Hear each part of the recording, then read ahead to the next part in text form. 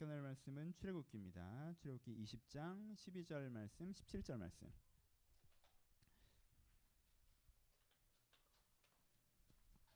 출애굽기 20장 12절 말씀과 17절 말씀이요. 그리고 한 군데를 더 볼게요. 일단 출애굽기 먼저 보겠습니다. 20장 12절 유명한 구절이죠. 십계명에 나오는 구절이고요. 12절만 먼저 가르치겠습니다. 시작. 내 부모를 공경하라. 그리하면 내 하나님 여호와가 내게 준 땅에서 내 생명이 길리라. 아멘. 17절 읽죠. 시작. 내 이웃의 집을 탐내지 말라. 내 이웃의 아내나 그의 남종이나 그의 여종이나 그의 소나 그의 낙이나 물은 내 이웃의 소유를 탐내지 말라. 아멘. 우리 한 군데를 더 볼게요. 레위기입니다. 레위기 19장 9절 말씀. 레위기 19장 9절 말씀부터 13절 말씀까지 봅시다.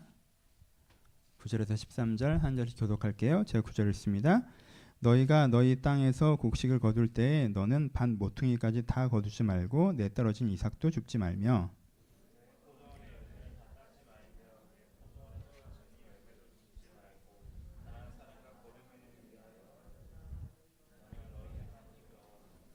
너희는 도둑질하지 말며 속이지 말며 서로 거짓말하지 말며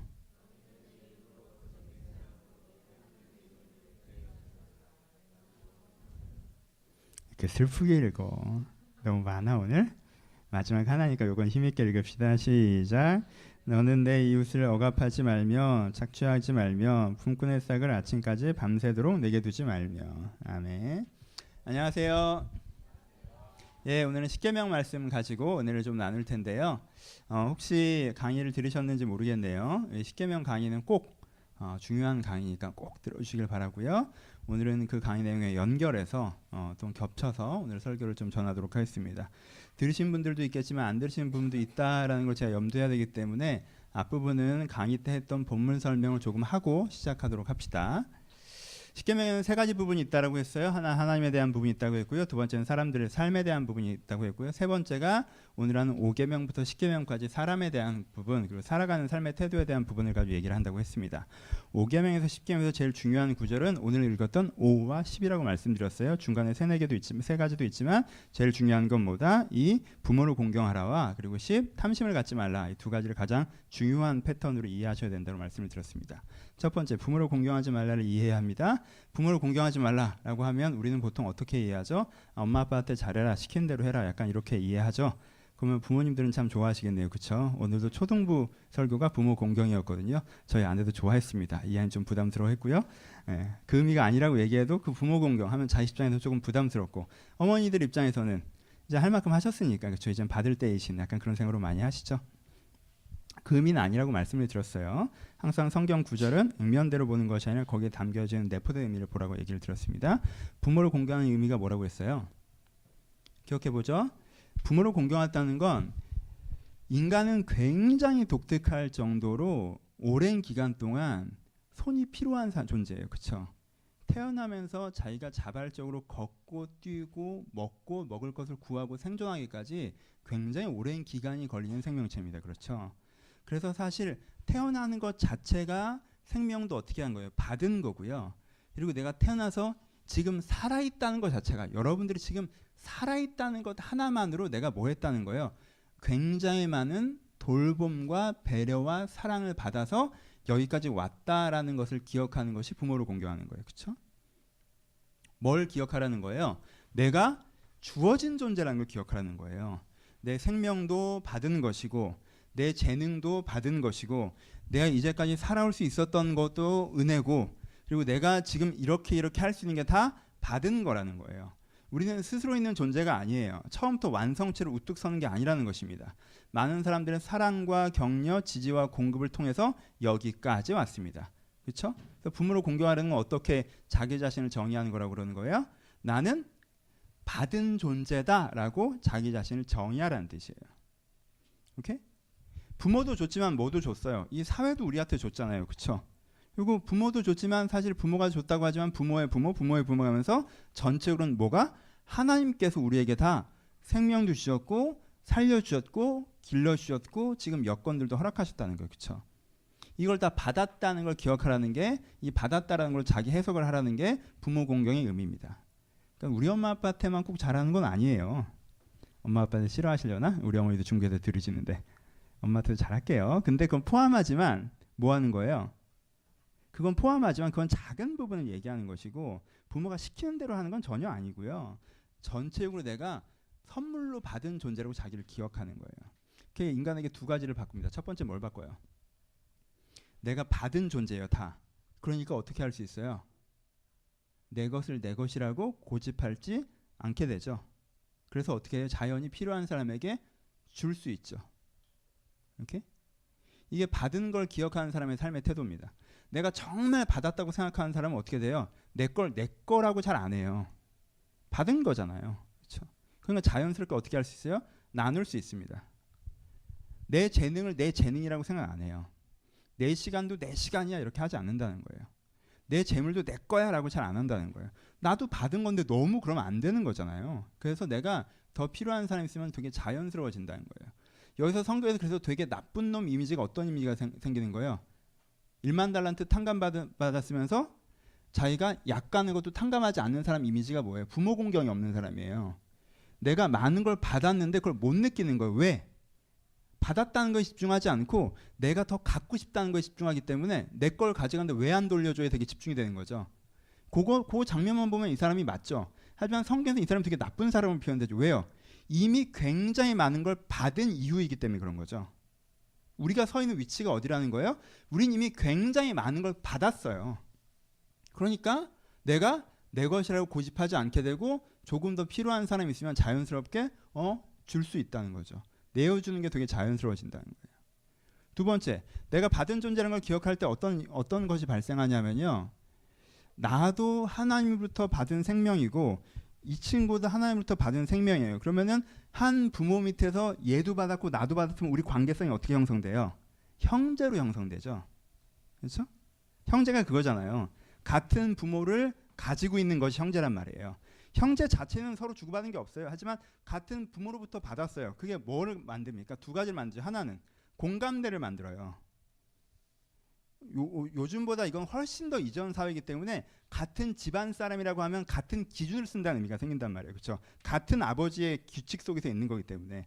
그러니까 얘랑 나랑 같은 대상으로부터 받았다고 하는 순간 둘 사이에 뭐가 생겨요? 이미 우리는 공감대가 형성되고 또 하나 뭐가 형성돼요? 연대감이 형성되죠. 형제 사이에서 연대감 있잖아요. 연대감이라는 게 뭐예요? 동일시가 된다는 거예요. 훨씬 더 잘. 얘를 나처럼 생각하는 거예요. 나를 얘처럼 생각하는 거고. 훨씬 더 잘 동일시됩니다. 그걸 좀 더 응용하면 사랑이라고도 표현하는 거죠. 그렇죠? 사랑하는 게 뭐예요? 동일시와 연대감이잖아요. 저를 나처럼. 그러니까 동일시가 많이 되면 더 많이 사랑할 수 있어요. 얘가 힘들어요. 근데 나랑 얘랑 동일시돼서 내가 힘든 것처럼 생각돼요. 그러면 이 사람 입장이 훨씬 더 잘 나서게 되잖아요. 근데 제가 힘들어. 근데 쟤랑 나랑 동일시가 안 돼요. 그러면 안 되는 거잖아요. 그렇죠? 그렇죠? 사람은 어떤 경우이건 자기와 동일시 될 때 저기 어려운 나라에 있는 아이들이 내 아이와 동일시 될 때 돈을 낼 수가 있고요. 그렇죠? 그렇지? 어떤 어려움을 당하고 있는 여자분들을 보면서 내 자매처럼 생각될 때 동일시가 되면서 되는 거예요. 그렇죠? 내 아이처럼 내 자매처럼 이렇게 자체가 뭐예요? 내가 형제, 동일시의 결함이 더 강력하게 작용하는 걸 얘기하는 거예요. 보세요. 그럼 어떻게 되는 거예요? 이걸 부모를 공경하는 사람, 다른 표현으로 나는 선물로 받은 존재다라고 스스로를 정의하는 사람은 어떤 변화가 생겨요? 내가 선물로 받은 존재라고 생각하기 때문에 내가 내 것을 고집하려고 하지 않고 나누려는 마음을 가져요. 그리고 내가 나와 같은 기준을 쓰는 사람들과 함께 동일시된 마음을 갖고 있어요. 그럼 이런 사람들이 함께 모여있으면 어떤 사회가 형성됩니까?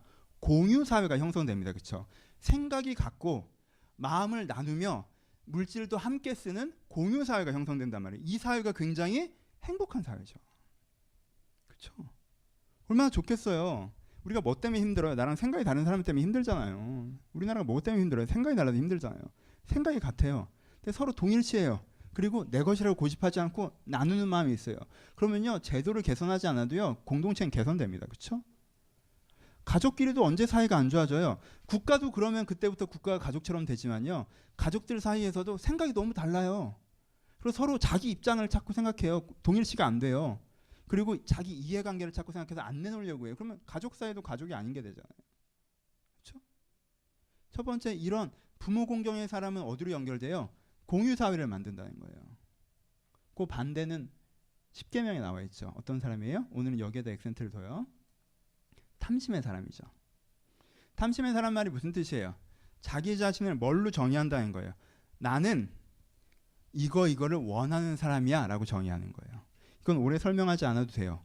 앞에 건 오래 설명했어야 되지만. 왜요? 이런 정의는 현대사에서 되게 많이 쓰여지기 때문에 그래요. 넌 누구야? 라고 물어봤을 때 많은 사람들은 자기 욕망을 얘기합니다. 넌 누구야? 아, 전 이걸 이루고 싶은 사람이에요. 이걸 갖고 싶은 사람이에요. 이렇게 살고 싶은 사람이에요.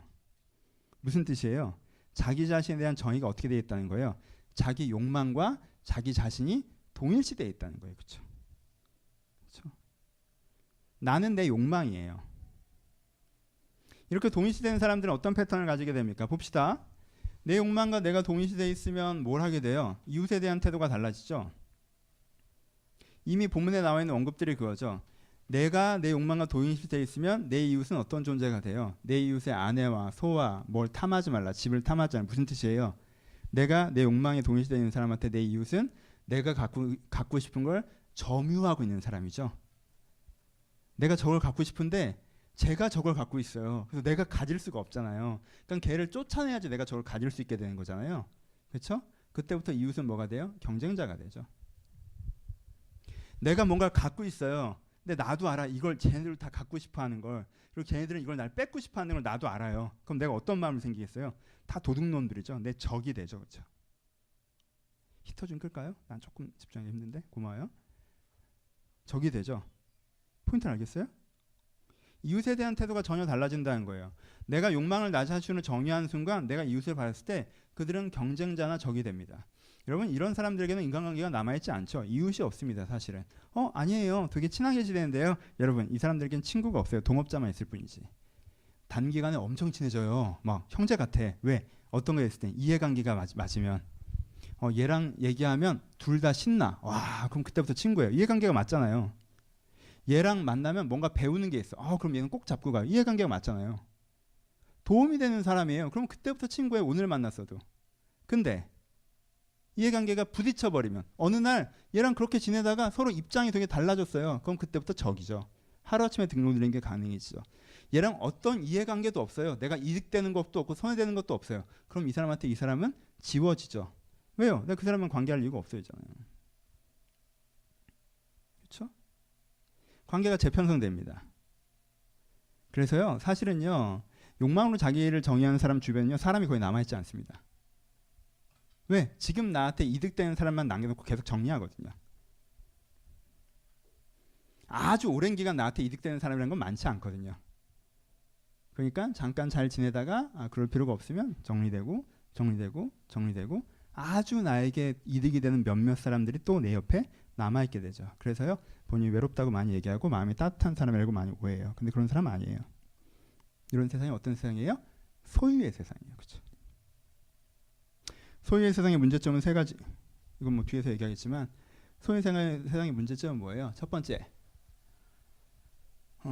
이 사람들이 만드는 세상이 굉장히 싸늘한 세상이 된다는 거예요. 오늘 설교 제목이 따뜻한 건데 이 사람 소유를 바라보는 사람들은 기본적으로 건조해집니다. 그렇죠? 이 사람이 만드는 세상도 굉장히 건조해져요. 내가 생각하기에 나한테 도움이 되고 갖고 싶고 이런 입장으로 내 인생을 바라보고 살면 관계도 건조해질 수밖에 없고요. 뒤에 가서 얘기하겠지만 이 사람의 일도 건조해질 수밖에 없고요. 삶 자체가 굉장히 건조해질 수밖에 없다는 거예요. 하여튼 소유의 세상으로 바라보고 살아가면 인생의 두 가지 결론에 다다릅니다. 하나는 성공했을 경우, 여러분들이 가질 경우, 가질 경우는 나쁘지 않아요. 상대적으로는 좀 괜찮아요. 가지면은 자만과 즐거움에 혼자 서 있을 수 있습니다. 여러분 오해하지 마세요. 가지면 불행하지 않아요. 여러분 물건을 가지면 행복해요. 물건 가지면 행복한데 오해하지 마세요. 근데 뭐 하는 거예요? 자만과 즐거움에 혼자 서 있는 거예요. 그렇게 공감하고 공유하고 함께 사는 즐거움은 전혀 없고요. 물건을 가진 즐거움만 있는 거예요. 권력을 가진 즐거움, 명예를 가진 즐거움만 있는 거예요. 그걸 갖고 홀로 서 있어요. 뭐 하면서? 이걸 계속 지키기 위해 노력하면서. 그렇죠? 이게 성공한 케이스. 몇 명 없어요? 나머지는 질투와 부러움과 원망과 좌절 가운데 저 낮은 곳에서 무관심하게 방치되어져 있습니다.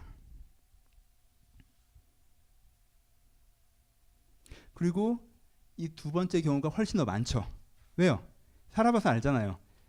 갖고 싶어서 서로 뛰었을 때 먼저 갖게 되는 사람들은 주로 어떤 사람이에요?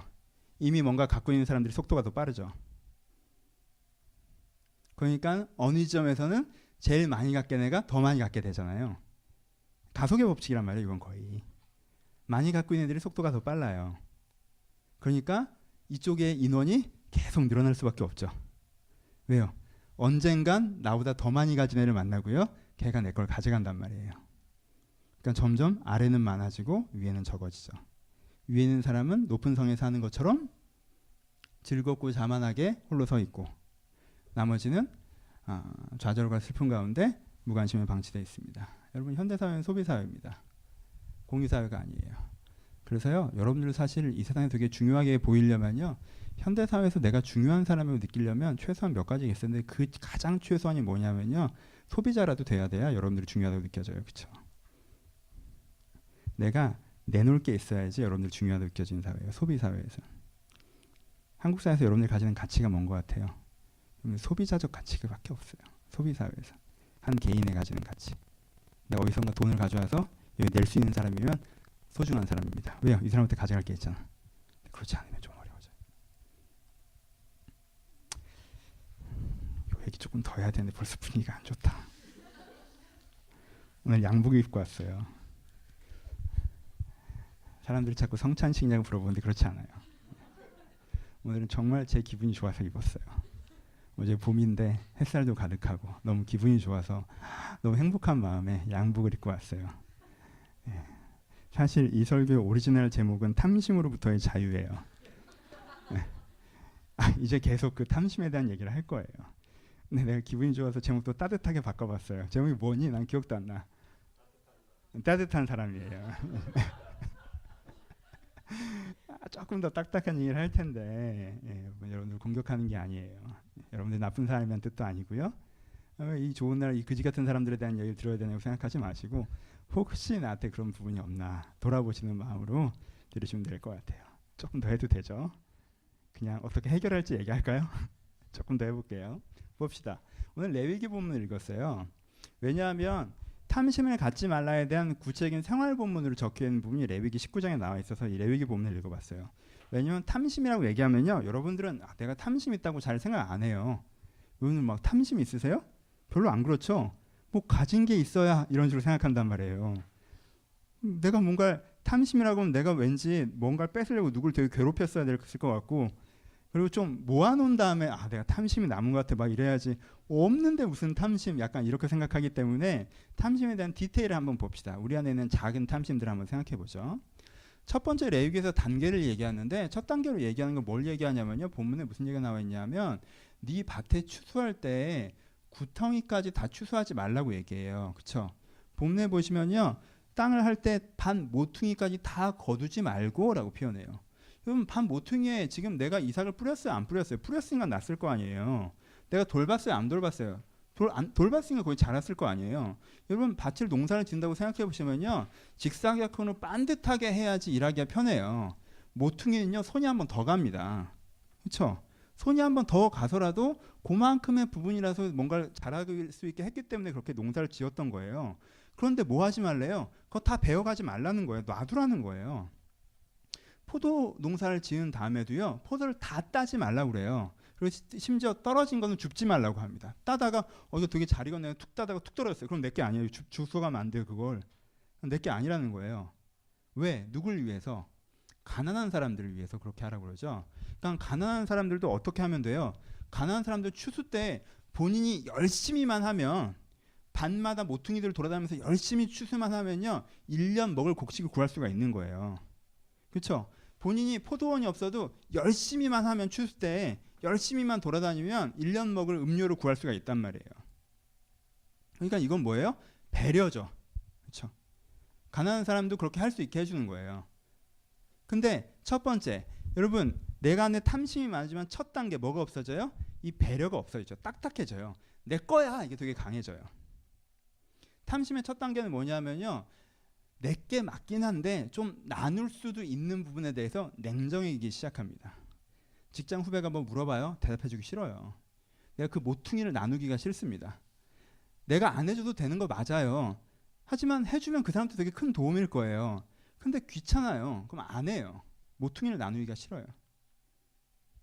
내가 내 하는 일은 아니지만 봉사로서 하던 게 있어요. 그 봉사라면 교회나 주변이나 상대에게 되게 도움이 되는 일이었어요. 근데 나 요즘에 바빠요. 그러고 싶지가 않아요. 그럼 모퉁이가 끊어지는 거예요. 내가 더 써도 돼요. 이거 내 돈이에요. 근데 내가 조금 나누면 이 사람들도 편해지고 이 교회도 편해지고 이 일가도 좀 도움이 된다는 거예요. 근데 그걸 하기가 싫어져요. 딱. 내 거잖아. 가 처음에 강해져요. 탐심의 첫 단계는요. 사람들 공격하는 걸로 시작되지 않습니다. 내 거가 되게 강해지는 거에서 와요. 내 건데 왜?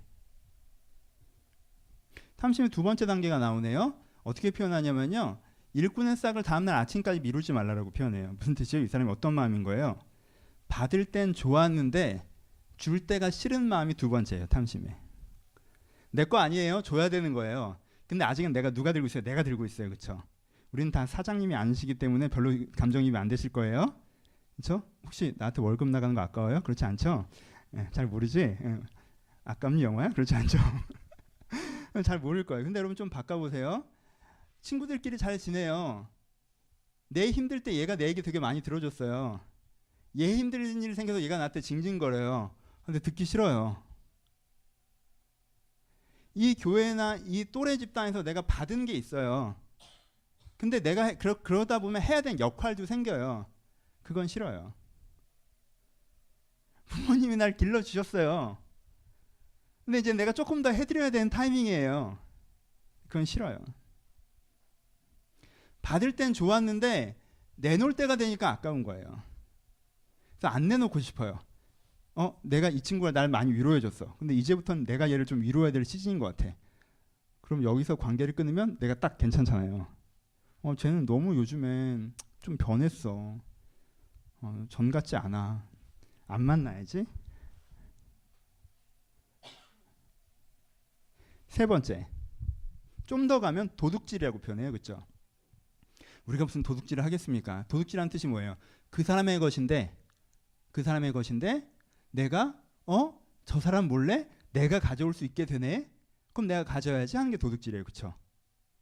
도둑질은 대놓고 하는 게 아니에요.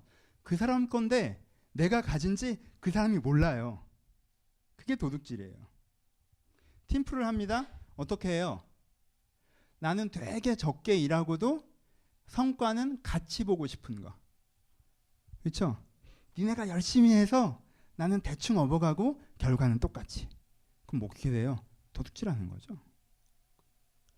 왜 우리나라에서 팀플이 힘들어요? 옛날에 안 힘들었어요. 같이 하면 더 편했어요. 근데 모든 사람이 이 도둑놈의 마음을 갖고 팀플하면 참 힘들어요. 다들 생각하는 거죠. 어떻게 하면 내가 여기 참여를 적게 하는데 이름은 똑같이 올릴 수 있을까? 이 프로젝트의 성과의 보상에 내 이름이 위에 올라가되 업무는 덜 참여할 수 있을까? 사무실에서 이러고 있으면 서로 힘들어지는 거란 말이에요. 그렇죠? 그때부터. 왜? 다 도둑놈들이니까. 원래 도둑놈들끼리 있으면 제일 힘들잖아요. 나만 도둑놈이어야지 되는데. 그렇죠? 그래서 많은 기독교인들이 꿈꾸는 천국이죠. 나는 이타적으로 변화되지 않은 상태에서 다 이타적인 사람들과 함께 살고 싶은 거. 그럼 난 내 마음대로 하는데 쟤들이 나한테 잘해주겠지? 이런 마인드. 도둑놈의 마인드죠. 그렇죠? 관계성도 내가 조정하고 유도해서 내가 일방적이 받는 관계로 만들어 놓는 거. 내가 받아도 되고 저 사람 줘야 되는 식으로 계속 관계를 구성해 나가는 거. 소유에 대해서도 내가 어떻게 하면 조금만 움직이고 많이 나한테 돌아올 수 있는 구조를 만들까라고 고민하는 거예요. 그러니까 여기서부터 적극성을 갖는 거죠. 처음엔 내 거에 대해서 너무 딱딱해지다가 그 다음엔 줘야 되는 걸 안 주고 싶어 하다가 그 다음엔 아예 저쪽에 있는 것도 몰래 이쪽으로 갖고 오고 싶어 하다가 네 번째로 가면 여러분들이 생각하는 탐심이죠. 몰래 갖고 올 게 뭐가 있어? 대놓고 갖고 오는 거죠. 다른 사람을 압제하지 말라. 내 이웃의 피를 흘려 이익의 재료로 삼지 마라. 뻔히 보이는데 내가 힘이 더 센 거지. 내가 상사야. 내가 윗사람이야. 내가 얘 이렇게 갈구고 이렇게 부려먹고 이렇게 쪼아도 얘한테 대들 수가 없어. 내일 얘한테 던지고 성과 내가 갖고 오고 해도 얘가 어떻게 할 수가 없어. 내가 더 힘이 세니까. 억울하면 힘을 기르든가. 갖고 오는 거죠. 다 뺏어 오는 거예요. 도둑질과 압제의 차이는 대놓고 하느냐 뒤에서 하느냐의 차이예요. 상대방이 모르고 당하느냐 알고 당하느냐. 알고 당하면 기분이 더 나쁘잖아. 그렇죠? 하지만 내가 어느 정도 힘을 가졌기 때문에 내 힘을 가지고 그렇게 하는 것들. 집에서도 내 힘으로 다 식구들이 내 마음대로 움직이게끔 하려고 하고 싶어 하는 거. 내가 관계성에서도 얘를 쪼아서 어떻게든 내 마음에 내 생각대로 움직이게 하려고 하는 거. 내가 일을 하는 데 있어서도 내 힘으로 어떻게든 내 주변이 다 나한테 이롭게 돌아가게 하려고 하는 것들을 압제라고 표현하죠. 그렇죠? 보세요. 여러분, 탐심은 한꺼번에 오질 않아요. 탐심은 점진적으로 옵니다. 탐심은요, 처음엔 정의로 와요. 뭘 갖고 싶은 게 나한테 제일 중요해 라는 데서부터 시작이 되는 거예요. 그렇죠? 뭘 갖고 싶은데 나한테 되게 중요해지잖아요. 그러면요, 다른 사람은 나눌 여유가 사라져요. 왜요? 내가 갖고 싶은 게 있는데 어떻게 남을 나눠요? 지금 모자란단 말이에요. 그렇잖아요. 그 다음엔 나가는 걸 막고 싶어요. 여러분, 이게 돈 모으는 방법이랑 똑같죠? 내 거는 내 걸로, 나가는 거 막고, 그렇죠? 남의 것도 갖고 오고, 대놓고 갖고 올 수 있으면 더 좋고. 서서히 그렇게 돼가는 거예요. 처음엔 그냥 딱딱해지는 거였고, 두 번째는 그냥 조금 욕심 부리는 거였으면, 세 번째는 도둑질하는 거고, 네 번째는 아예 압제하는 사람이 되는 거죠. 우리가 탐심 있다고 잘 못 느껴요. 왜냐하면 여러분들 어리기 때문에 그래요. 어르신들 죄송해요. 다수가 그래서 그래요. 어리기 때문에 그래요. 네. 왜요? 그러니까 우리의 탐심은 대부분 1단계나 2단계에 있죠. 그렇죠? 도둑질을 해먹으려고 하면 여러분들 좀 구조를 조정할 수 있는 위치에 있어야 돼요. 아시죠? 압제를 하면 조금 더 힘이 있어야 되고요. 그러니까는 우리는 탐심이 없는 것이기보단 힘이 없는 걸 수 있어요. 그냥 더 갖고 싶은데 그럴 수가 없으니까 내 거야! 라고 하고 이거 주기 아까워! 라고 하는 정도. 좀 영역을 볼까요? 이것만 더 하면 그 다음부터 부드러운 얘기예요. 이미 얘기했어요. 폴더블로 좀 나눠봅시다. 관계에서의 탐심도 그럼 있을 수 있겠죠? 이미 얘기했죠? 예로 관계에서 탐심은 뭐예요? 나는 항상 받는 입장에 있고 싶어 하는 거. 최소한 상호적인 거. 나한테 달라고 하는 사람들은 정리하는 거. 그렇죠? 이게 관계에서의 탐심이에요. 이 사람들은요, 때로는 되게 뭐라고 해야지? 자기가 되게 사랑이 많고 외로운 사람이라고 생각해요. 근데 자기한테 좋은 사람을 안 주신다고 자꾸 얘기합니다. 그럼 이 사람이 얘기하는 좋은 사람이 뭐냐? 자기를 받아주고 이해해주고 돌봐주고 챙겨주고 자기가 배울 점이 있고 이런 사람들을 얘기하는 거예요. 그러니까 무슨 얘기예요? 자기한테 일방적으로 주는 사람을 얘기하는 거예요. 그런 사람들이 충분히 많지 않아서 외롭다라고 얘기하는 거예요. 여러분, 관계는 그런 식으로 보잖아요. 그럼 여러분들은 100% 외롭고요. 그리고 사실은 건 외로운 게 아니에요. 욕심 부리는 거예요. 그냥. 관계는 나한테 주는 사람도 있고요. 나와 함께 하는 사람도 있고요. 내가 줘야 하는 사람도 있는 거예요. 그게 관계잖아요. 어떤 사람한테는 내가 주면서 보람과 만족을 느끼고 어떤 사람은 서로 돌보면서 상호적으로 이익을 얻고 만족을 얻고 어떤 사람한테는 배우면서 감사하면서 사는 게 관계의 흐름이에요. 근데 아까 얘기했던 그거죠. 누구한테 받는 건 좋지만 누구를 챙기기는 싫어요.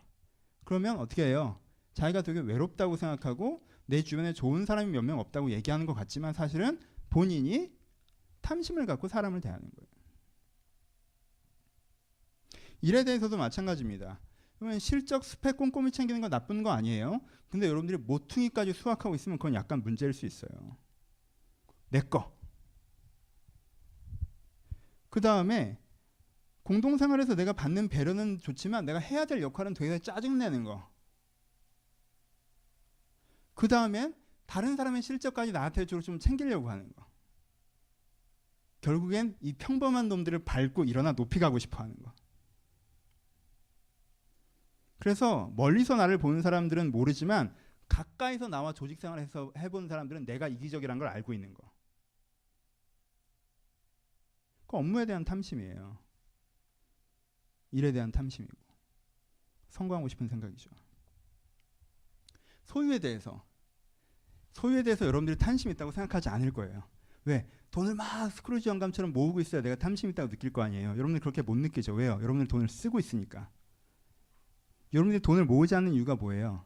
모아봐야 어느 점에 국가 경제가 이상하게 되면 연기처럼 사라지는 걸 15년 전에 20년 전에 경험했죠, 우리가. 그래서요, 요즘 사람들은 돈을 안 모읍니다. 예전 사람들은 돈을 모아놓으면 그 돈이 더 크게 불어날 줄 알았어요. 근데 어떻게 될지 모른다는 걸 깨달은 거야. 우리는 돈을 모으지 않아요. 써요. 돈을 모아서 왕이 될 수 없는 바에야 지금 왕처럼 쓰는 거죠. 그래서 소유에 대한 탐심이 없는 것 같은데요. 사실은 큰 탐심을 갖고 있죠. 뭐예요? 내가 먹고 싶고 입고 싶고 가고 싶고 하고 싶은 거 다 해야 돼요. 그럴 만한 돈이 없을 때 불행하다고 느껴요. 그럴 만한 돈을 얻으려고 노력합니다. 그만한 돈이 생기면 다 써요. 아, 누가 웃었어요? 다 써요. 소유에 대한 탐심입니다. 쓰고 싶은 거. 세 가지를 합치면 어떻게 되는 줄 아세요? 사람들은요, 현대인들의 탐심이 뭐냐면요, 관계에선 주인공이 되고 싶어요. 주변 사람들이 자기 중심으로 돌아갔으면 좋겠어요. 주변 사람이 자기한테 집중했으면 좋겠어요. 사회에선 지도자가 되고 싶어 합니다. 내가 위에 서서 아래 부려먹고 싶어요. 내가 그 사람들 중에 하나이고 싶지 않아요. 내가 주도적인 위치에 있고 싶어요. 그리고 소유에선 주인이 되고 싶어 합니다. 내가 어떤 물건, 내가 어떤 생활, 어떤 취미 생활, 어떤 엔터테인먼트, 내가 거기에서 그걸 소비해낼 수 있는 주인이 되고 싶어요. 주인공, 지도자. 이게 사실 내 마음에 듣기만 해도 기분 좋은 세 단어예요. 사실은 넌 뭘 원하니? 나는 많은 걸 갖고 싶은 주인이 되고 싶고, 난 세상에서 주인공처럼 살고 싶고, 이 세상의 지도자가 되고 싶어. 그게 안 돼서 슬퍼. 그러니까 본인이 탐심이라고 못 느껴요. 그게 안 돼서 슬퍼. 그렇지 못해서 답답해. 그렇지 못해서 내가 한심해. 라고 본인이 부정적인 감정으로 느끼고 있어서 본인이 탐심이 있다고 생각하지 않아요. 하지만 이 사람의 뿌리는 사실 탐심이에요. 왜요? 주인공과 지도자와 그리고 주인이 되지 못한 거는 스트레스. 사실은 그걸 지향하는 마음에서부터 모든 게 출발하기 때문에 그래요. 탐심은 굉장히 안 좋아요. 왜냐하면요, 탐심 있는 사람들은 어떻게 돼요? 탐심 있는 사람은 세 가지가 안 됩니다. 첫 번째, 관계에서 항상 외롭다고 느껴요. 아까 얘기했죠. 일에 있어서 이 내 일에 과도한 평가가 주어지지 않는 한 보람을 못 느껴요. 세 번째, 내가 갖고 있는 게 항상 모자르다고 생각해요. 보세요. 소유에선 내가 갖고 있는 게 모자르다고 느껴요. 일에서는 내가 항상 부당한 대우를 받고 있다고 생각해요. 관계에서는 내가 외롭다고 느껴요. 이 사람은 어떻게 되겠어요? 굉장히 스스로 건조하고 차가워지겠죠. 여러분들의 탐심이 세상을 공격할 만큼 크진 않았을진 모르겠지만 탐심은 그것 자체로 이미 나를 공격한다는 거예요. 그럼 그 반대는 어떤 사람이에요? 좀 이따 얘기하겠지만 부모 공경의 사람이죠. 받은 줄 아는 사람이에요. 그렇죠? 그 사람은 이렇게 건조하지 않아요. 그 사람은 이렇게 차갑지 않아요. 조금 더 여러분, 나뿐만 아니라 현대사회가 뭐가 문제예요? 현대사회 네 가지 특징이 다 드러나죠. 첫 번째 뭐예요? 여러분들이 왜 이 나라가 문제가 많다고 얘기해요? 이 나라 문제가 많은 첫 번째예요. 이 나라는 개인에게 관심이 없잖아요. 배려가 없는 나라예요. 개인에게 관심이 없어요. 누군가 가난한 자, 어려운 자, 고통당한 자 있으면 그 사람을 배려해야 되는 게 사회란 말이에요. 사회가 그 사람을 책임져야 돼요. 이 사회는 배려하지 않습니다. 모퉁이를 남겨놓지 않아요. 두 번째, 이 사회는요, 일하는 것도 자꾸 안 줘요. 그만큼 노력했으면 뭔가 결과가 와야 된단 말이에요. 그렇죠? 그만큼 공부했으면 기회가 와야 돼요. 근데 일해도 뭐가 안 온단 말이에요. 아니 그것까지도 좋은데 도둑질해 가요. 자꾸 내 건데. 저는 담배를 안 피지만 좀 짠해요. 그냥 매일 2,000원씩 뜯기는 거 아니야. 삥 뜯기는 거 아니에요. 진짜. 그게 4,000원짜리가 아니라는 거 다 알고 있는데. 그렇잖아요. 아주 작은 예지만 이 사회가 여러분한테 되게 많은 걸 가져간다는 거예요. 내 거야 마땅한 많은 걸 가져가요. 그렇죠? 아, 이때까지만 해도 낫죠. 왜요? 몰래 가져가니까. 근데 네 번째가 찾아오죠. 구조적으로 아예 억압하죠. 너는 평생 비정규적으로 미친 듯이 노력해도 그렇고 사는 거야. 아예 억압적인 구조를 만들어요. 왜? 왜 그래요? 이 사회가 탐심의 사회이기 때문에 그래요. 물어봅시다. 여러분 이 사회를 비판할 자격이 있습니까? 사람들이 다 탐심으로 사회에 개입하기 때문에 이렇게 된 거잖아요. 이 사회가 탐심의 사회에서 이 사회가 이런 거예요. 개인을 공격하는 사회가 됐단 말이에요. 그럼 우리는 그걸 비판할 수 있는 자격이 있냐는 거예요. 여러분들은 탐심이 아니고 이 사회에 참여하고 있습니까? 여러분들은 주인공이 되고 싶고 주인이 되고 싶고 지도자가 되고 싶어 이 사회에 참여하고 있지 않아요? 그래서 내가 가진 건 항상 부족하다고 생각하고 나 때문에 누군가 피해가 보고 있는 걸 안 보이진 않아요? 나는 누구를 돌보지도 않으면서 나를 돌보는 사람이 부족하다고 외롭다고 얘기하진 않아요? 그래서요, 우리가 굉장히 명확하게 정신을 차리고 이 탐심으로부터 걸어 나오셔야 돼요. 여러분 십계명이 얼마나 중요한 계명입니까? 십계명 자체가 하나님께서 너희가 이렇게 살아야 되는데 꼭 지켜야 되는 거라고 얘기하신 게 십계명이에요. 그렇죠? 그러니까 우리가 그 십계명의 마지막 10번째를 굉장히 중요하게 받아들이셔야 돼요. 여러분 살인하지 말라 설명 안 해요. 간음하지 말라 설명 안 해요. 근데 이 탐심에 대해서만 네가 네 이웃의 아내나 남정이나 여정이나 무슨 낙이나 아무것도 탐내지 말라라고 얘기해요. 굉장히 강조해서 얘기합니다. 우리가 이 탐심으로부터 자유할 수 있어야 내가 사람을 사람답게 세상을 세상답게 나를 나답게 대우하면서 살 수 있어야 돼요. 살 수 있게 돼요. 여러분들이 원하는 게 여러분들 자신이 아니에요. 여러분들 이 세상의 주인공이 되려고 주인이 되려고 지도자가 되려고 사는 게 아니라는 거예요. 그것을 깨달으셔야 돼요. 거기서부터 걸어 나오셔야 됩니다. 오케이? 세 가지 결론으로 갑시다. 첫 번째, 우리가 탐심에서 걸어 나오려면 어떻게 됩니까? 첫 번째, 탐심의 뿌리를 뽑아야 됩니다. 잘 들으세요. 사람들이 탐심을 갖는 이유가 뭘까요? 욕심쟁이여서. 그렇죠? 그것도 있어요. 욕심쟁이여서 그래요. 근데 사람들이 탐심을 갖는 이유는요. 강의 들어보세요. 두려움 때문입니다. 많은 사람들이요. 과도한 탐심을 갖는데 두려움이란 뿌리를 갖고 있어요. 사랑받지 못한 경험이 나를 챙겨주는 사람에게만 집중하게 해요. 인정받지 못한 경험이 굉장히 성공하고 싶게 만듭니다. 그리고 이 사람이 생존의 위기를 한두 번 겪어본 경험이 있다면 굉장히 많이 축적하고 싶어요. 안전할 정도로. 그렇죠? 소비하고 싶어 한다는 거예요. 소유하고 싶어 한다는 거예요. 그렇죠? 우리 차는 아니겠지? 나중에 설교 때 이런 거 튀어나오면 되게 황당한데 하지 말아야지. 다시 집중합시다. 그렇죠? 여러분들 가운데 그런 집중이 필요하다는 거예요. 내 안에 어떤 뿌리가 있지 않아요? 아, 그래, 탐심은 나쁜 거야. 그래, 탐심을 이제부터 탐심으로부터 자유하자. 내가 탐심을 끊어내자. 하나님, 내 탐심이 여기 있습니다. 당신 앞에 내가 던집니다. 이래서 안 없어져요. 그렇게 해서 내가 탐심으로부터 자유하기로 결단합니다. 그렇게 해서 안 없어진단 말이에요. 탐심이라는 게 생긴 이유가 있어요. 거기 뿌리가 있다는 거예요. 그리고 탐심의 가장 깊은 뿌리는요, 두려움이에요. 내가 사랑받지 못할 두려움이 있는 사람에게 누군가 나를 아껴줘요. 그게 집중할 수밖에 없죠. 내가 누구를 돌볼 여유는 안 생긴다는 거예요. 내가 무의미한 존재일까봐 긴장한 사람에게 명함이 사라진다는 건 자기 존재가 사라지는 것 같은 두려움이란 말이에요. 그러니까 이 사람한테 명함이 집착할 수밖에 없어요. 내가 인생의 위기를 겪어봤는데, 내가 소유의 결핍을 겪어봤는데, 내가 먹고 사는 것에 대한 두려움을 겪어봤잖아요. 그러면 이거는 먹고 사는 문제에서 내가 비장할 수밖에 없다는 거예요. 그것은 어떤 타협점도 제시할 수가 없는 부분들이 생기는 거예요. 여러분, 그럼 이 뿌리가 어떻게 사라집니까? 여러분, 부모 공경, 다른 표현으로 하나님이 여러분들을 공급하신다는 걸 깨달을 때에만 이 뿌리가 사라집니다. 하나님이 나를 먹이신다는 걸 내가 깨달을 때에만 이 뿌리가 사라져요. 그렇죠? 여러분, 오늘 찬양의 2절에 이렇게 시작하죠.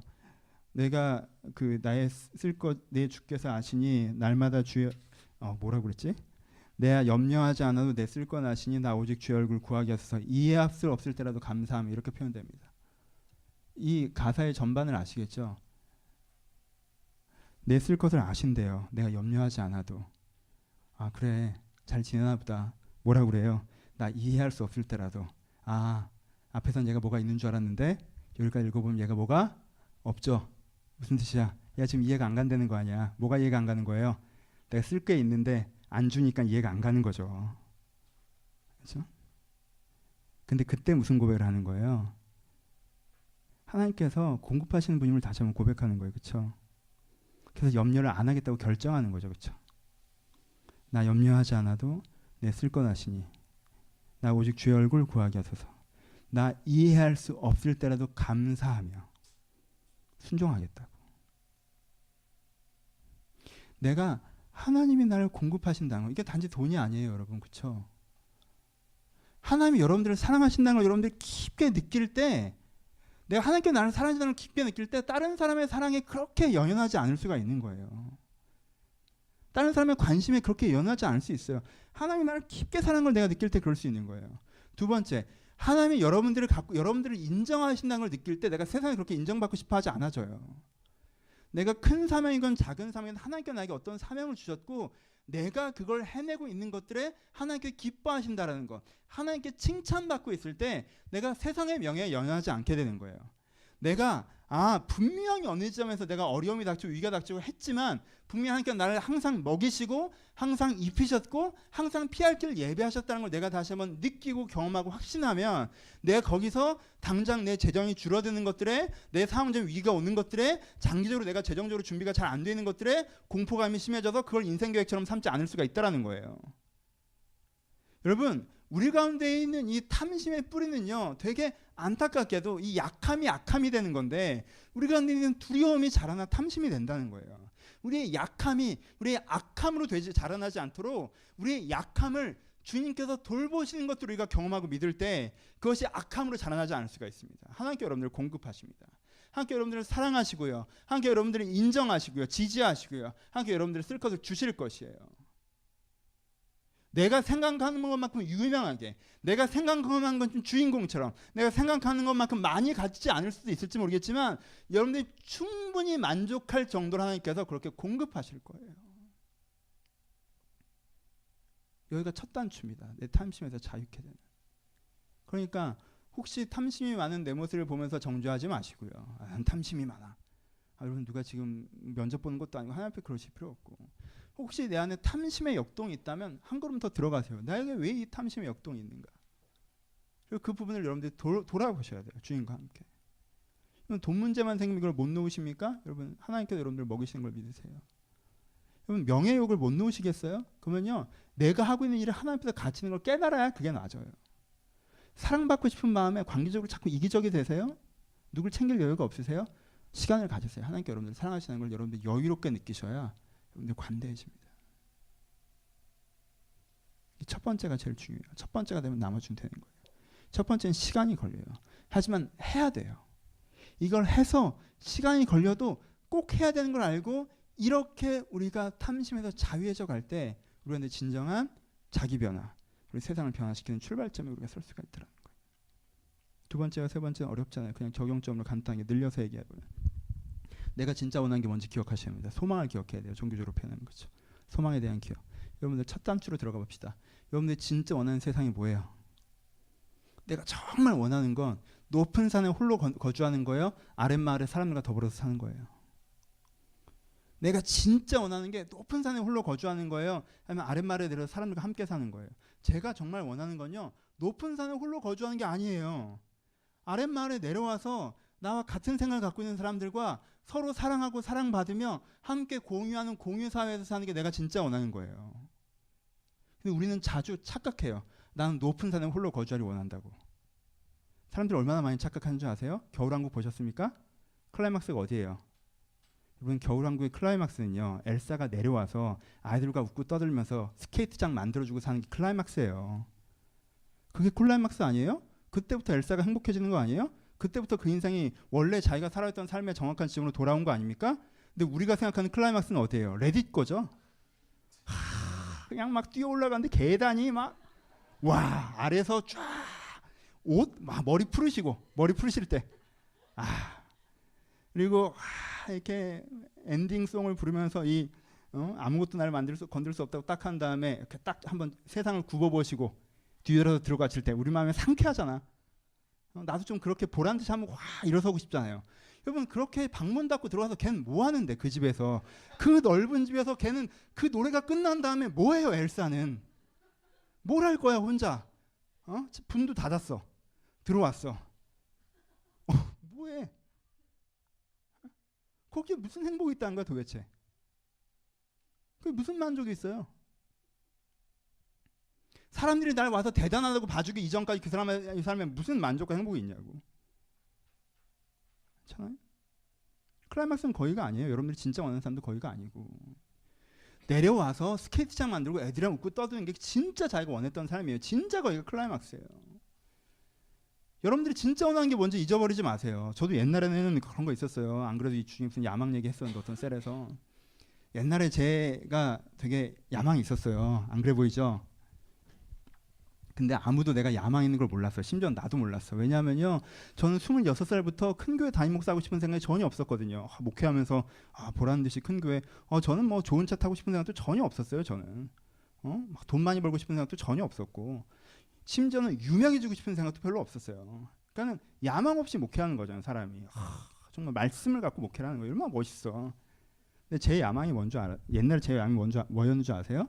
그때 제가 제일 부러운 사람은요, 큰 교회 담임 목사도 아니고요, 뭐 돈 많이 가진 사람도 아니고, 제가 제일 부러웠던 사람이 한 두엇 있는데 하나가 마르크스예요. 두 번째가 칼빈이고. 어떤 사람이에요? 책 한두 권 써서 역사의 물결을 딱 꺾은 사람들이에요. 사실 그 사람들이 역사를 틀어버렸거든요. 대통령 다 필요 없어요. 진짜 권력이 뭔 줄 알아요? 역사를 꺾는 거란 말이야. 남자가 세상에 한번 태어나서 야망을 가지려면 직함, 돈 다 필요 없어요. 2만 명 모아놓고 뭐한 짓이야. 50억을 한번 딱 꺾어줘야지. 여러분, 마르크스가 그 책을 쓰는 바람에 세계사가 어떻게 바뀌었습니까? 그렇잖아요. 켈빈이 얼마나 교회사를 바꿨는데요. 꺾어버렸단 말이야. 그렇잖아요. 그 정도는 해야 되는데, 그치? 예? 제가요, 30대 초반까지 그 야망이 있었어요. 뭣도 없으면서 그것만 있는 거야. 모든 야망을 가진 어리석은 자들처럼 우리가 다 그렇잖아. 재능도 없으면서 야망만 있는 거지. 여러분, 이런 야망을 갖고 있는 사람이요, 재능이 없잖아요. 그러면요, 무능한 욕심쟁이가 돼요. 재능이 있잖아요. 그럼 사기꾼이 됩니다. 여러분, 마르크스는 내가 잘 모르겠지만 켈빈이 유명해지려고 그 책 썼어요? 역사를 꺾고 싶어서 그 책 썼어요? 아니요, 그게 진리라고 생각해서 쓴 거예요. 전 마르크스도 그랬을 거라고 생각해요. 유명해질 거라고 생각 못했을 거야. 진정성 있어요, 그 사람들은. 근데 내가 성경을 재료로 해서 세상에 영향력을 미치는 사람이 되고 싶어요? 여러분, 이거 사기꾼이잖아요. 심한 사기꾼이죠. 재료를 심지어 뭘로 삼으니까? 주의 말씀으로 재료를 삼고. 얼마나 심한 사기꾼이야? 그 선한 자의 얼굴을 가장하는 거잖아요. 세상에 이런 큰 도둑놈이 또 있습니까? 야망은 그 사람 망쳐요. 그런 야망을 갖고 있잖아요. 그러면 내가 하는 목회에 만족이 없어요. 내가 하는 목회 만족이 없지. 여러분들 몇십 명 병원에서 뭘 어쩌고 지금 지구가 꺾여야 되는데, 세계사 이렇게 해야 되는데 만족이 없어요. 과도한 욕심을 갖고 달리게 됩니다. 그렇죠? 내가 하는 일에 보람도 없고요, 내게 주어진 사람들에 대한 만족도 없고요, 내가 이거 살고 있는 삶에 대한 가치도 사라져요. 본인은 그러면서 스스로 높은 이상을 갖고 있기 때문이라고 착각하죠. 여러분, 그건 높은 이상이 아니에요. 그냥 야망이에요. 정말 세상을 위해서 그래? 그럼 다른 사람이 해도 돼? 진짜 물어봅시다. 그 책 다른 사람이 써도 돼요? 안 돼요. 내가 써야 돼요. 그건 야망이야. 세상이 그렇게 바뀌었으면 좋겠어요? 오케이. 여러분들의 이름으로 안 바뀌어도 되죠. 여러분들의 위치는 작아도 되죠. 여러분 업무는 사소해도 되죠. 여러분들과 함께하는 사람들, 그 팀이 바꿔도 되는 거죠. 그래요?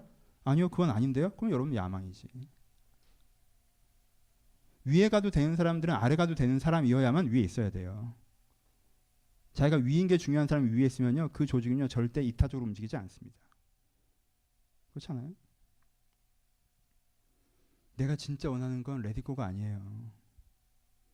그 유리상에 딱 섰을 때가 아니란 말이야. 거기까지가 클라이막스, 이제 이 영화 다 봤다가 아니에요. 내려와서 스케이트장을 만들어야 되는 거예요. 내 재능을 내 주변 사람들과 쓰고, 그들과 즐기고 웃고, 내가 그렇게 대단한 사람이 아니어도 되고, 그때가 이 사람의 참 행복이 시작되는 지점이에요. 내가 진짜 원하는 게 그거란 걸 기억하십시오. 세 번째, 한 가지만 더 기억하면 돼요. 내가 이미 그 삶을 어느 정도 갖고 있다는 걸 깨달으셔야 돼요. 내가 갖고 있는 것들을 느끼고 누리실 줄 아셔야 돼요. 이미 첫 번째, 많은 걸 받았어요. 너무 많은 걸 받았어요. 너무 많은 걸 받았어요. 너무 많은 걸 받았어요. 내가 그걸 느끼고 깨달아야 돼요. 그걸 누릴 수 있는 마음이 있어야 돼요. 저는요, 정말 보람을 많이 느껴요.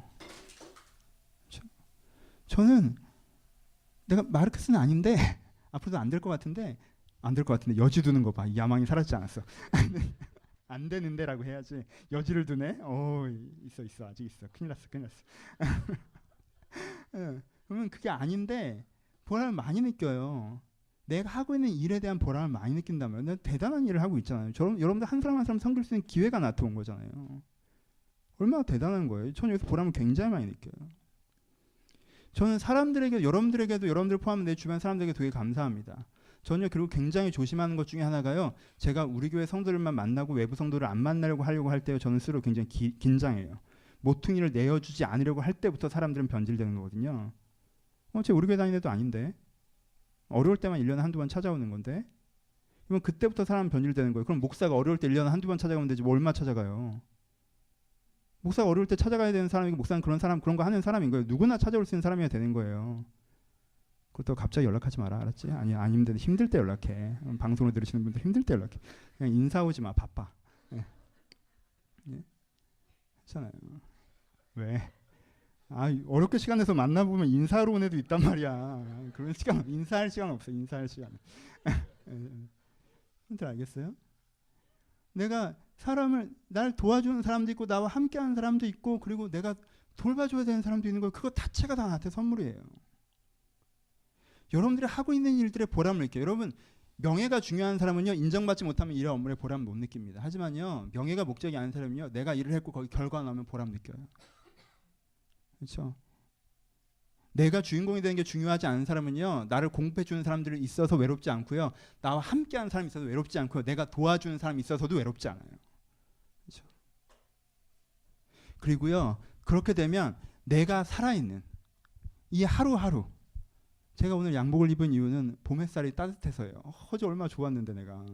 제가 어제 너무 행복했단 말이에요. 창문 다 열어놓고 듣지도 않은 클래식을 틀어놓고 제가 얼마나 기분이 좋았으면 제가 제일 기분 좋을 때 하는 짓이 있어요. 제가 엎드려 이 바닥을 닦거든요. 여러분 오늘 깨끗하실 거예요 아마. 뭐 뽀득뽀득 그쪽은 안 닦았어요. 이쪽만 닦았어요. 이거 막 하면서 막 되게 기쁘단 말이에요. 여러분 욕망에 매몰되는 사람은요 삶에 느끼는 질감을 사라집니다. 햇살이 안 느껴지고 생활이 안 느껴지고 사람이 안 느껴지고 주변이 안 느껴지고 맛있는 것도 못 느껴요 사실은. 근데요 내가 내 주변 사람들에 대한 사랑이 회복되고 내 삶에 대한 보람이 회복될 때 내 삶을 느끼는 질감도 회복돼요. 그러면 내 인생에 깊은 만족이 찾아오는데 그 깊은 만족이 있기 때문에 또 다른 욕망이 나한테 그렇게 크게 생기지 않아요. 굳이 탐심이 나에게 작용할 이유가 없단 말이에요. 이 만족에 거하는 것, 내가 하나님께 나를 공급하시는 걸 깨닫고 내가 진짜 원하는 삶은 그렇게 높은 상에 혼자 살아가는 것이 아니라는 것을 내가 다시 한번 기억하고 오늘 내가 살아가는 현장을 다시 한번 느끼는 그 만족에 머무를 때 내 안에 탐심은 자연히 멀어지는 거예요. 내 안에 탐심이 치고 올라오는데 이 나쁜 놈, 내가 아직도 이런 탐심을 갖고 있다니 죽어라 이놈의 탐심. 그럼 걔는 또 커지고 이런 게 아니에요. 그렇게 사라지지 않아요. 그 문제를 내가 걸어 나와서 이 하나님의 공급 속에서 내가 꿈꾸는 소망을 다시 한번 보고 오늘의 주신 선물됨을 누리기 시작하면서 그것들이 다 멀어지는 거예요. 그러니까 내 안에 탐심이 있다면 여러분 가운데 스스로 정죄하지 마시고 내가 진짜 행복하고 자유로운 삶에서 좀 걸어 나오진 않았나? 다시 한번 생각하셔야 돼요. 그것이 여러분들을 자유케 할 것입니다. 말씀을 마칩시다. 여러분 진리를 알지니 진리가 너희를 자유케 하리라. 이 말씀은요 성경 전반에 우리가 적용할 수 있는 말씀이에요. 십계명은 여러분들을 어깨에 무겁게 지으라고 주신 말씀이 아니에요. 진리는 여러분들이 힘들게 배우라고 주신 것이 아니에요. 진리가 우리를 자유롭게 합니다. 십계명은요 삶을 살아갈 기준들을 가르쳐 주는 거예요. 여러분의 삶을 명확하게 해석해 주는 거예요. 십계명을 들고 저것도 해야지가 아니라 그렇구나 라고 하는 게 십계명이에요. 그걸 깨달으세요. 그 느낌을 가지세요. 그러면 삶은 욕망을 구현하는 게 아닙니다. 삶은 이미 많은 걸 받았기 때문에 나와 함께 받은 사람들과 더불어서 나누며 살아가는 거예요. 여러분 소유사회 맨 위에 있는 사람보다 공유사회 맨 아래에 있는 사람이 훨씬 더 행복합니다. 내가 세상에서 왕이 되는 것보다 주의 성전에 문지기로 사는 게 더 행복한 거예요. 그 진짜 행복이 있는 거예요. 그 지점으로 여러분들이 들어오시고 그 지점으로 시작하기로 결정하십시오. 그래서 여러분들 마음에 탐심의 씨앗이 뿌려질 때마다 그것들을 다시 한번 하나님을 신뢰함으로 걷어내시고 하나님이 공급하실 거야. 여러분들이 주신 참 소망으로 걷어내시고 그래 내가 진짜 원하는 건 저거지. 오늘도 그 선물을 다시 한번 느끼심으로 사라지게 하셔서 하나님과 함께 하나님이 회복해 하나님께서 끌고 가시는 인도하시는 보호하시는 그 사람 여러분들의 영혼 가운데 깊이 경험하시기를 주님의 이름으로 축원합니다. 같이 기도하시겠습니다.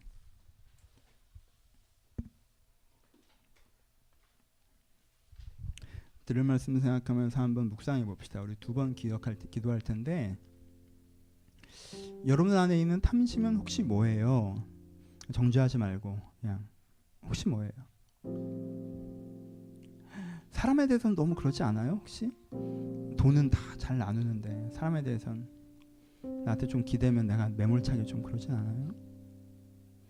돈에 대해서 혹시 좀 그러진 않아요? 막 써야 되고 못 쓰면 불안하고 돈 달라면 싫고 일에 대해서 그러지 않습니까? 내가 막 주도해야 돼요? 내가 앞서 나가야 돼요? 난 평범하게 살 수 없어요? 나는 이 땅에 와서 뭔가 해내야 돼요? 야망 있으세요? 내 탐심을 좀 걷어냅시다. 하나님, 하나님께서 이미 나를 인정하시고 사랑하시며 공급하심을 알게 하여 주옵소서. 내가 그렇게 살 필요 없이 하나님의 그 발걸음 속에 살아가야 되면 내가 깨닫게 하여 주옵소서. 내가 내 탐심에서부터 자유하게 하시고 하나님의 은혜 가운데 살게 하소서. 들말씀까지 우리 5분 정도 묵상하며 고백하며 자유롭게 기도하기를 소원합니다. 기도하겠습니다. 하나님, 가슴의 마음 가운데 찾아오셔서 가슴의 심령 가운데 찾아오셔서 하나님 주의를 내보셔서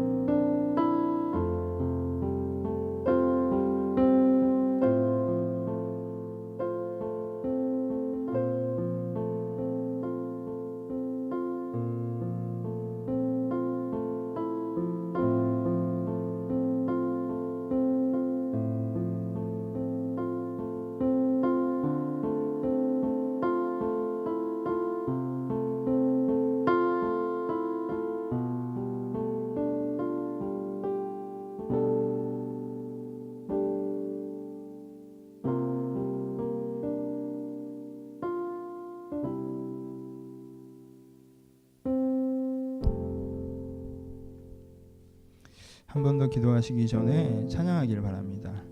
나 염려하지 않아도 내 쓸 것 아시니 나 오직 주의 얼굴 구하게 하소서. 다 이해할 수 없을 때라도 감사하며 날마다 순종하며 주 따르오리다. 우리 가운데 공급에 대한 신뢰가 없이 탐심에도 걸어 나올 길은 없어요. 그건 나한테 죽으라는 거예요. 내가 없어서 무서워 죽겠는데 가지려고 하지 말라는 말을 누가 지킬 수 있습니까?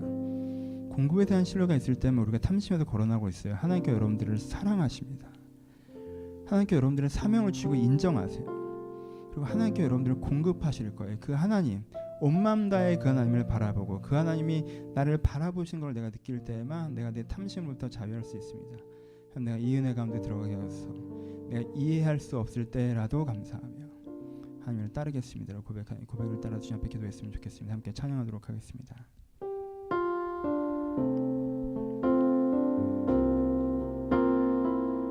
나 염려하지 않아도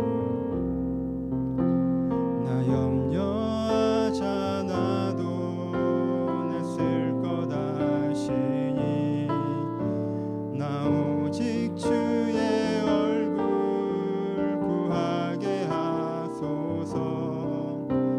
나 이해할 수 없을 때라도 감사하며 날마다 순종하며 주 따르오리다. 나 염려하지 않아도 나 염려하지 않아도 내 쓸 것 아시니 나 오직 주의 얼굴 구하게 하소서. 나 이해할 수 없을 때라도 감사하며 날마다 순종하며 주 따르오리다. 온 마음 다해 온 마음 다해 사랑합니다. 온 마음 다해 주 알기 원하네. 내 모든 삶 당신 것이니 주만 섬기리. 온 마음 다해 온 마음 다해 온 마음 다해 사랑합니다. 온 마음 다해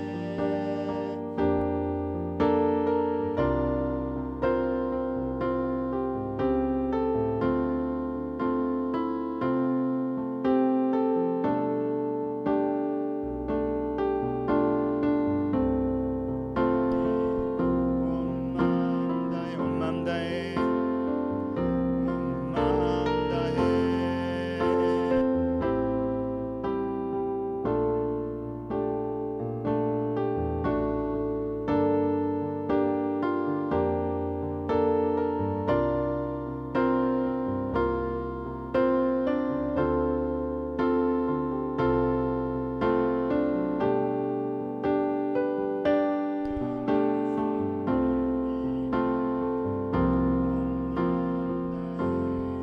이 시간 한 번만 통성을 기도하실 때 여러분들의 결의를 고백하며 기도하십시오. 여러분 혹시 사랑받지 못했다는 그런 게 있어요? 여러분 고백하세요. 주여 내가 하나님의 사랑을 좀 알게 해달라고.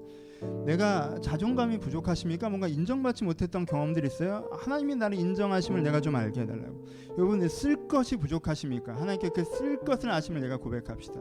하나님 나를 공급하시는 분이심을 인정하면 내가 그 은혜를 받아 내가 걸어 나올 텐데 아버지 내가 이 은혜를 경험하게 하여 주옵소서. 하나님의 공급을 나에게 허락하여 달라고 여러분들의 결혼을 주님 앞에 고백하시면서 하나님의 공급을 신뢰하시면서 우리 한 번만 통성으로 기도하고 축도로 예배를 마치겠습니다. 기도하겠습니다. 하나님 각 사람에게 필요를 채우시는 하나님을 저희가 경험하기를 소원합니다. 각 사람의 필요를 채우시는 하나님의 은혜를 저희가 경험하기를 기대합니다. 여기 사랑받지 못한 사람들이 있습니다. 아버지 정말 사랑스러운 사람들이고 주님께서 사랑하시는 사람이다. 하나님께서 나를 사랑하심을 누리지 못한 사람들이 있습니다. 아버지 이들 가운데 하나님의 사랑하심을 알게 하여 주옵소서. 그래서 아버지 세상에서 인정받고 세상에서 사랑받으려고 하는 것이 아니라 하나님 앞에 사랑받음을 다시 한번 깨달으며 아버지 다른 사람에게 사랑받으려고 매달리는 것이 아니라 하나님의 나를 사랑하시는 다시 한번 누리며 가에서 내 소중한 존재를 다시 한번 깨닫는 내가 있게 하여 주옵소서. 아버지 이제 이 가운데 인정받지 못하는 사람들이 있습니까?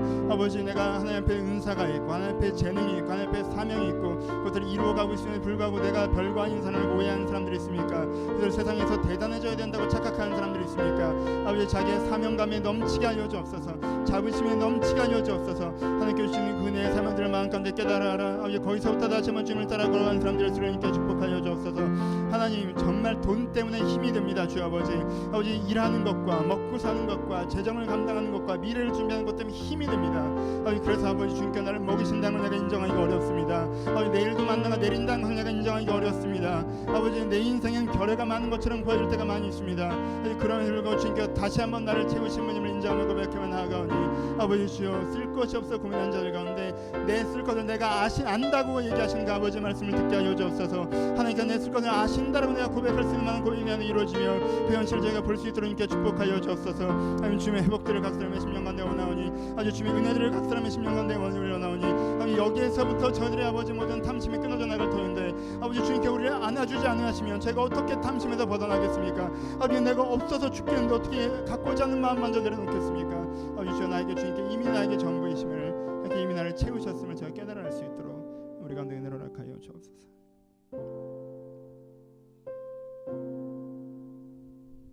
아버지 없어서 힘든데 갖고 싶어 하지도 말라고 얘기하는 것 같아 마음이 무겁습니다. 아버지 그렇게 오해하는 자가 아무도 없게 하여 주옵소서. 없어서 힘들다고 느꼈지만 하나님께서 주셨고 또한 주실 것이라고 얘기하는 것이오니 아버지 이 소망이 들 마음껏 새겨지게 하여 주옵소서. 현재 나의 탐심을 평가하고 재단하고 합리화하는 것이 아니라 주여 내가 탐심을 가졌던 이유가 내 안에 두려움 때문이며 하지만 내가 두려워할 필요가 없지 않게 이미 나를 채워주고 계시다는 것을 이들이 깨달아 알 수 있도록 주님께 축복하여 주옵소서. 하나님 나를 사랑하심을 알게 하시고 하나님 나를 인정하심을 알게 하시고 하나님 나를 공급하심을 알게 하셔서 정말 내 온 마음 다해 주님을 사랑하오니 내 온 마음 다해 주님을 찾을 때 하나님이 나의 만족함 되시는 그 은혜를 저희가 은혜를 경험하기를 소원하고 추구하오니 아버지 주님께 나를 채우셔서 내가 이 가득 찬 마음으로 세상에 어떤 곳에 안에 침몰치 못하게 탐심에서 자유하여 걸어갈 수 있도록 축복하여 주옵소서. 아버지 소유 사회를 살아갑니다. 주님 저희가 너무 자주 공격받습니다. 다른 사람이 내 것들을 빼앗아 갑니다. 다른 사람이 나를 압제합니다.